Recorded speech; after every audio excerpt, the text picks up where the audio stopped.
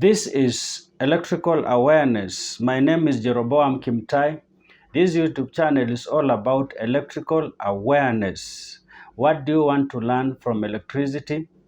What new thing is confusing you when it comes to electricity? And when you use electricity at your home, what are the problems you always encounter while using electricity? And what are the dangers you think can come on your way as you use electricity? And what new thing do you think we can communicate to other people for them to know? Then this is the YouTube channel. This is the YouTube channel. You need to submit search in the comment section so that we handle them. If it's a question of usage, I shall handle it. If you want us to communicate something, then you let me know. We do enough research and communicate in a right way. Otherwise, welcome. Remember to share, subscribe, and like this YouTube channel for it to reach many other people. I am here for the whole world. I'm here for everybody who is interested in knowing. And good enough, everybody is a consumer when it comes to electrical matters. Now, welcome. In the last episode, I talked about electrical transmission, and eventually I talked about how electricity is transmitted. What is it? That is, it means when you stay under the power lines so that to make informed decisions when it comes to electricity. Today, I'm going to do another new thing about transformers. Everybody knows about transformers. Everybody knows about what a transformer is, the look of the transformer. The transformers that are nearby us as consumers are the step-down transformers, transformers that step down electricity to a given amount that is required for us to use. In other words, electricity that is just enough for us to use. This kind of electricity is necessitated. It is stepped down by a step-down transformer from high voltage to a little lower voltage of around, if it is a single phase, then it is 240 volts. And if it is three-phase, it is 415 volts. Now, today, we are going to talk about transformers once more. What is a transformer? The transformer is a device that changes the voltage of an alternating current from one value to another. Okay, now we are interested in voltage. For us to have a given amount of power, we need to step down or step up the voltage, and so we use a transformer to step down a voltage that drives an alternating current from one value to another. Alternating current, why? The transformers cannot change the value of the direct current, the current from the batteries and so on. And so it is important to note that this device either steps up or steps down the voltage of an alternating current, and this voltage is what is used to drive this current through a given conductor. Up to there, I think somebody might be having a question, so just comment down there on the introduction of this transformer. Other definitions say that transformers are immovable machines. They are stationary machines. They don't move. So a transformer is a kind of a machine. And so it has parts. It has parts. And so these are the parts that I would wish to share with you this time. We have several parts of a transformer, and some we can see, some we cannot see. Unless you dismantle, then you will be able to see the internal parts of a transformer. But most of the people can see transformers lifted high up somewhere, and then you see wires connected from there, and then you see them just going somewhere. But eventually, when you enter into your house, you will be able to meet electricity in the house. So, transformer is what we are talking about today. Internal parts cannot be visible, but external parts can be visible. Now, I want to talk about the visible parts of a transformer, and I have chosen at least 4 parts to talk about. Number one, radiator. For the mechanics, I know what you could say about a radiator. In a car, a radiator is used to cool. It helps to cool the engine of the car. And so in a transformer, the transformer is made in a such a way that we have transmission, we have oil inside the transformer.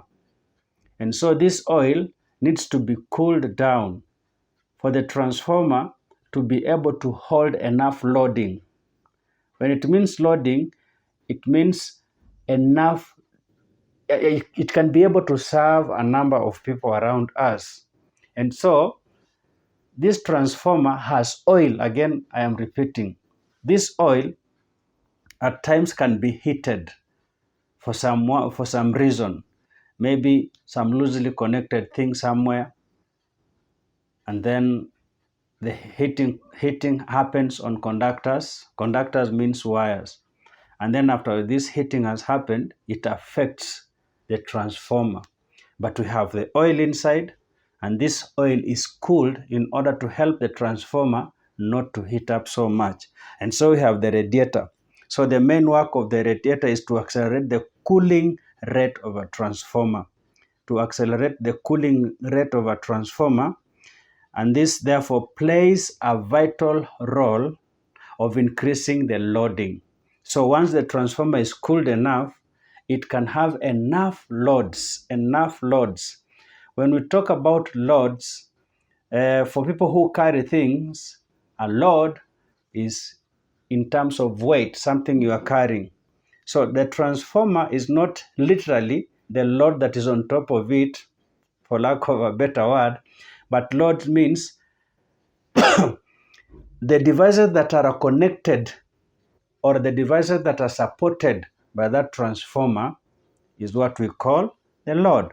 So the radiator accelerates the cooling effect of a transformer.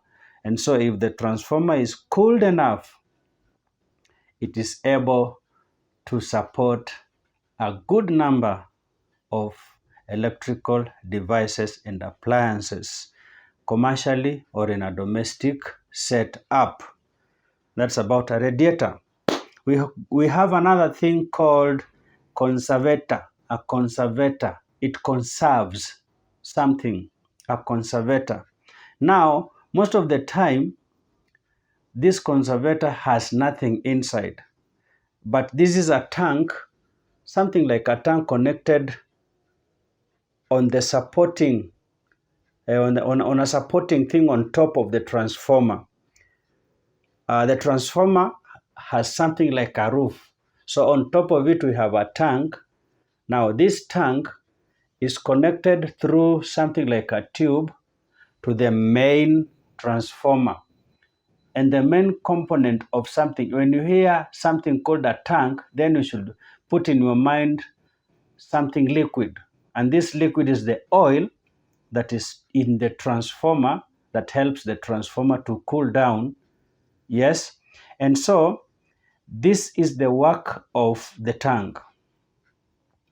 This cylindrical tank, the conservator, is mounted on top of the transformer. Just as I have said. This tank provides adequate space for expansion of oil inside the transformer. You know, when there's heating effect, the oil tends to expand because of heating. And so this provides enough space to avoid spill off, to avoid some wetting effect. So this tank helps to provide enough space for expansion of the oil inside the transformer. That is the work of the conservator. Yes, most of the transformers have the conservator. Number 3, we have something called Buchholz relay. Something called a Buchholz relay. Now, Buchholz, the spelling is B U C H H O L or BUCHHOLZ,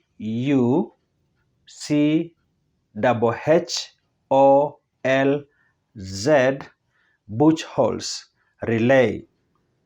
Now, this relay is very important.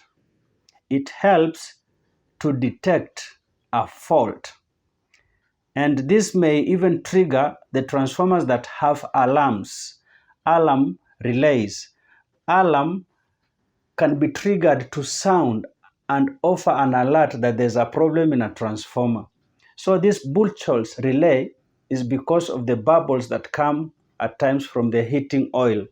So this Buchholz relay helps to trigger the alarm in case there's a fault in a transformer, for it to avoid major faults of a transformer. So this Buchholz relay is what I am talking about, that it helps to detect a fault when it has not become a major fault, for proper rectification before there's a risk or before there's something fatal that might be caused by the transformer. Buchholz relay. Number 4, we have bushing. Bushing. In electric power, a bushing is a hollow electrical insulator that allows an electrical conductor to pass safely through a conducting barrier, such as the case of a transformer or a circuit breaker, without making electrical contact with it. Making electrical contact with what? The casing. Okay, so we have the casing, and then because these conductors have to be connected through the casing of a transformer, the conductor conducts electricity, and most of the casing of the transformers are metallic. So if the conductor just passes through the casing to the conductor, to the transformer, for it to get what has been transformed, the electricity from the transformer, in case it touches the body, then we shall have unhealthy contact. Okay, remember, all the casing is not supposed to be electrified. So what helps the conductor not to touch the body, just in a layman's language, the casing? What helps the conductor? What helps the wire? What makes the wire not to touch the body as it goes to pick electricity, or as electricity passes to the transformer for it to be transformed, for the electricity to be changed?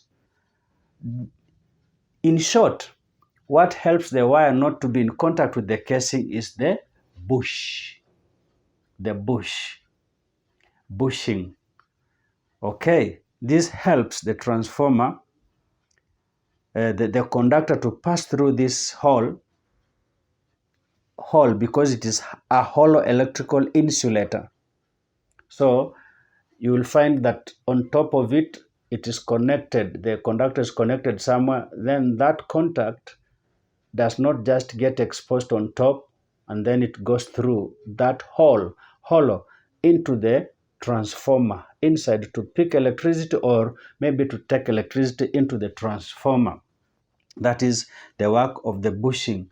And so those are the 4 parts that I have shared with you this evening about the parts of the transformer. Next time, we will be able to share many more things about the transformer and many more things about any other thing in electricity. Now, remember to consume this content, and I know you will be helped.